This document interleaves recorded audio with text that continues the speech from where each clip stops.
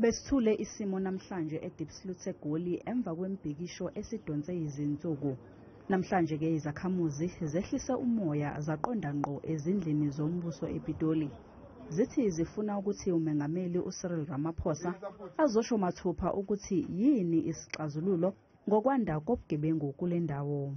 Siphethe incwadi esisimemo sokumema uMongameli ukuthi aze apha eDiepsloot njengesicelo sabantu. Bayisikhombisa abantu asebebulewe lapha emasontweni amabili edlule. Umphakathi uthi sekwanele.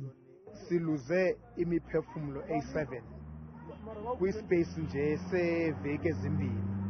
So yiyo lonto ubona icommunities up in arms.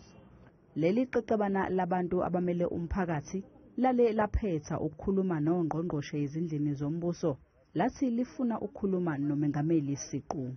The president should avail himself for us. People are dying there.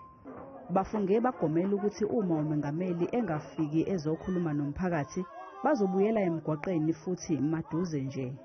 Lo mbhikisho ulandela ukudutshulwa komholi womkhankaso wokulwa nobugebengu oshone emva kweinsuku ezine engeniswe esibhedlela. Umama nengane yakhe kwembulwa kwembeswa kubo esibhedlela kulandela ukuhlaselwa emzini wabo. Kubikwa ukuthi ingane yadutshulwa kwathi ke umama wayo wakajwa ngesikhathi izinswelaboya ziqhekeza zingena kulomuzi.